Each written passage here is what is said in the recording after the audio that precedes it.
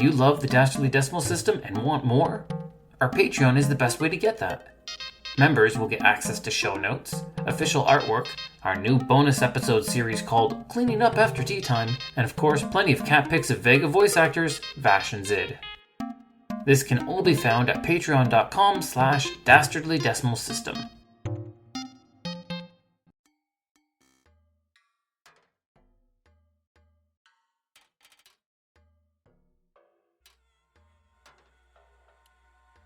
We were made to rule Eberron. The Blades. Welcome back, humble adventurers, to my realm of knowledge and mystery. Here, in my cursed library, are endless tomes and scrolls on the darkest and evilest foes in all of the realms. Be they from Dungeons & Dragons, Pathfinder, the many worlds of darkness, or any realm in between. Welcome to the Dastardly Decimal System. I'm your caretaker of Corrupt, the librarian, Castor Cain. The Lord of Blades is a terrifying figure that threatens the land of Eberron. He serves as a beacon for all the disheartened and abused Warforged that exist across Cover. But from what mind comes such an evil? Who is responsible? Do we blame the Warforged himself, or do we blame his creator? Take a seat as I brew us up some Ironspice Tea. It is a herbal tea that is popular amongst the dwarves of Eberron.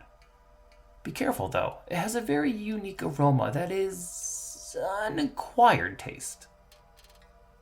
Let me pour you a cup as we talk about the artificer known as Aaren de Cannith.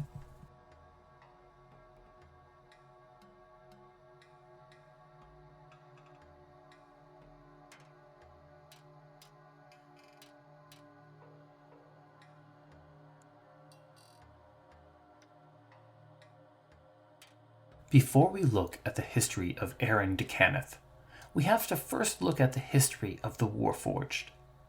These two are so closely connected that it is almost impossible to differentiate the pasts of the two. When the last war started in the year 894 YK, the entire world found themselves in need of soldiers. They recruited fighters and mages from all walks of life and set them off to war. Most kingdoms didn't expect the war to last long. Some soldiers were even told that they would be back home with their families by year end. This, however, was far from the case. 50 years of combat passed, and the war showed no signs of slowing. Worse still, the supply of living souls to act as new soldiers was quickly drying up. Nearly every kingdom was in need of new swords, and the men and women to wield them. The 5 kingdoms turned to House Cannith. House Cannith was known for innovation and the advancement of technology. When the war broke out, they turned their attentions to weapons, quickly becoming the weapon dealers for all 5 nations. Suddenly, across the world, a skirmish could not be found that was not using the weapons of House Cannith. Yet despite this, or possibly because of this, the number of soldiers was drastically plummeting. This is where Aaren de Cannith entered the picture. He was born in a time of war. It was all he knew. He was the son of Merrick de Cannith II. Aaron's brilliance quickly revealed itself at a young age. Taking after his father, Aaren took to the path of an artificer. He quickly found ease in the fields of mechanics, tinkering, and creation. Yet unlike his father, his mind also crossed into other fields of thought. Aaren was a dreamer who desired to unravel the mysteries of life. This led him down a philosopher's path. Aaren found himself debating the great mysteries of life.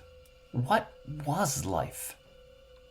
What made a person actually alive? What was the difference between an intelligent golem and a human man? What was a soul?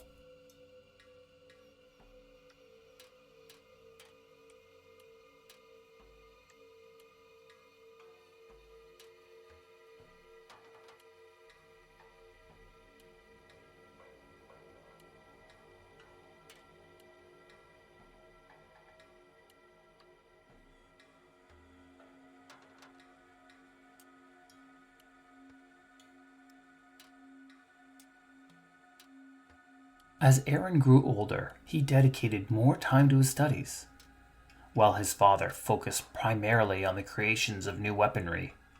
Aaren studied nature and the essence of life itself. As it is with most boys, once they reach an age of manhood, their eyes dart away from their books and onto the forms of women, or men, or whatever. Aaron's eyes followed the same trend. Being from a respectable family, having earned the right to carry the surname Decaneth, Aaren had no short supply of female suitors begging for his attention. As most men did, he eventually settled on one woman, and the pair did wed. 9 months later, she gave birth to their firstborn son, one he named Merrick, after his father, of course. A newborn child would have distracted most people.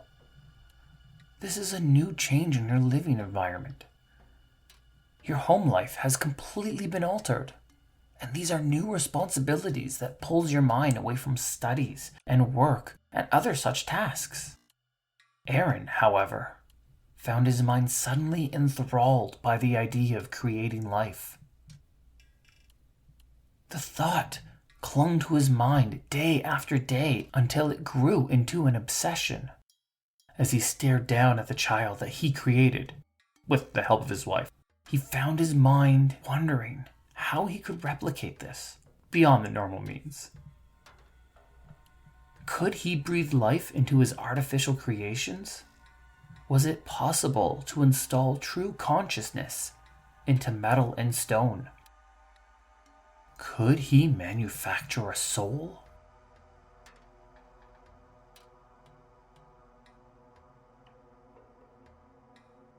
Around this time, his father had been developing a new golem design. They were imposing figures standing nearly 2 meters tall and weighing over 150 kilograms. And for those of you who live under Imperial rule, that weighs a lot.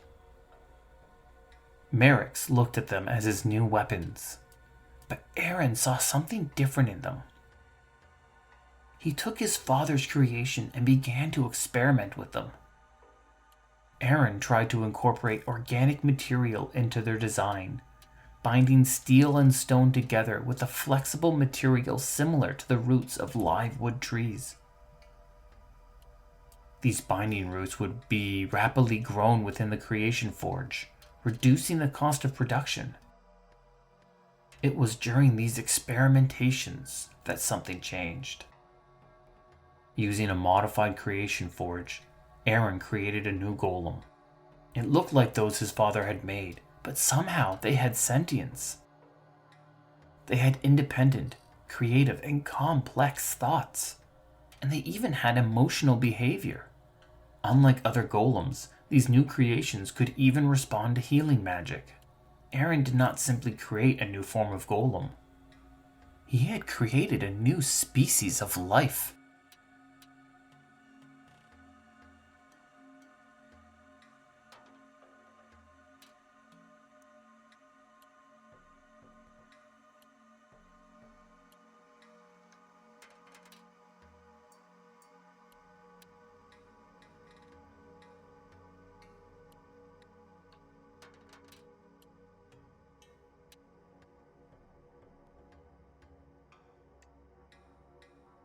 Father and son both looked upon this new race with wonder, but each had a vastly different plan for their existence.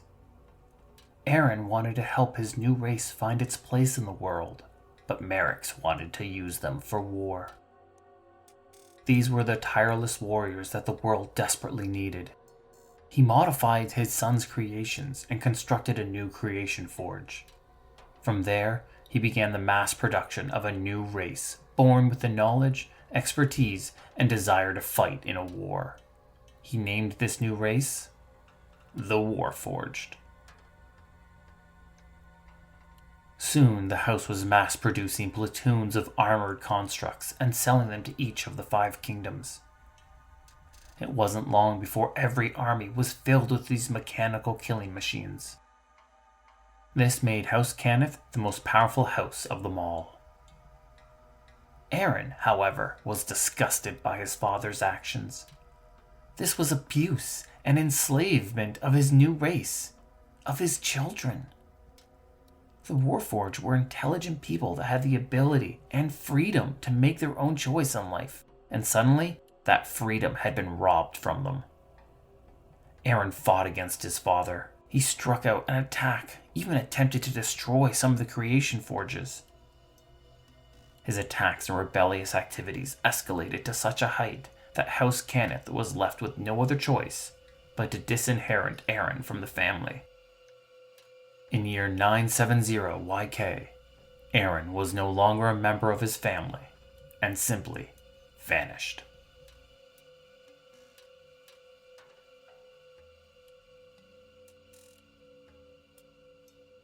The last war came to an end on year 996 YK with the signing of the Treaty of Thornhold. Of the many tenets of the treaty, one of the most important sections was the one that granted emancipation of all Warforged and banning of the creation forges. No longer would a Warforged belong to a person or an army, and no longer could House Cannith simply create more. The Warforged were finally free to live their lives however they chose. While it was the morally correct decision, it was also a decision that both Warforged and Fleshborn struggled with. Warforged were soldiers literally born to fight, but now had no war in which to do so. Many were lost, searching for a purpose in their eternal lives. Some took to employment in stores or factories, but this caused turmoil with the Fleshborns. Warforged were workers that did not need to sleep or eat, and were perfectionists at whatever they did. Employers were desperate to hire them, and the men and the women of the cities found themselves falling into forge hate, as they rallied behind a classic, desperate cry to action.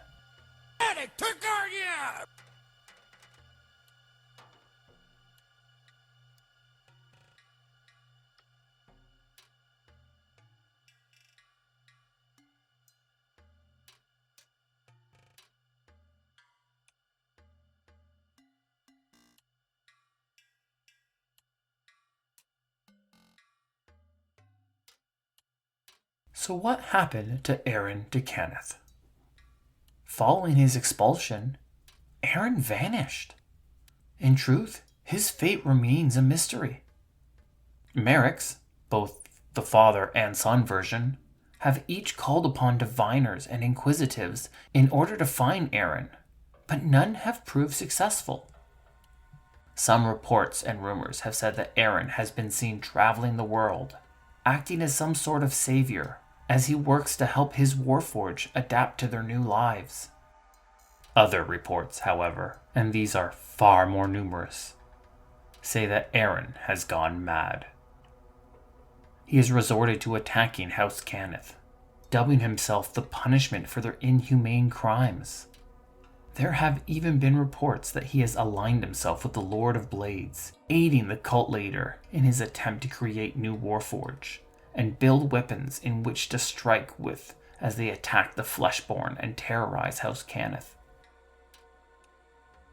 The weirdest and most outlandish theory, however, is that Aaren de Cannith is not working with the Lord of Blades, but instead that he is actually the Lord of Blades.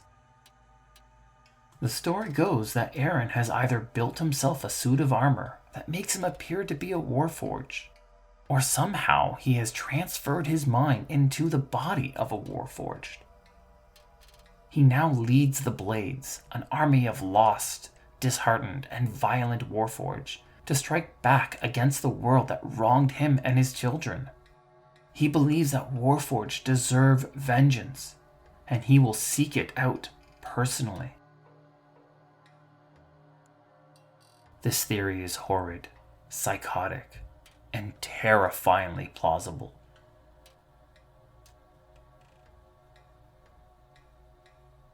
If Aaren de Cannith is actually the Lord of Blades, then this story takes a dark, sinister turn, This story is no longer about simply protecting his Warforged.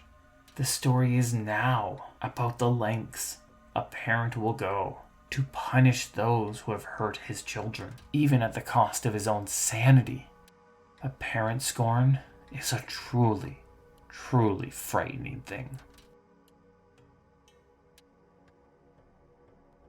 It seems that our tea has once again run dry, which means our time is now up.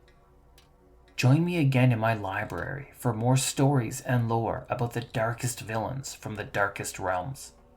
This has been the Dastardly Decimal System, and once again, I'm your librarian, Castor Cain.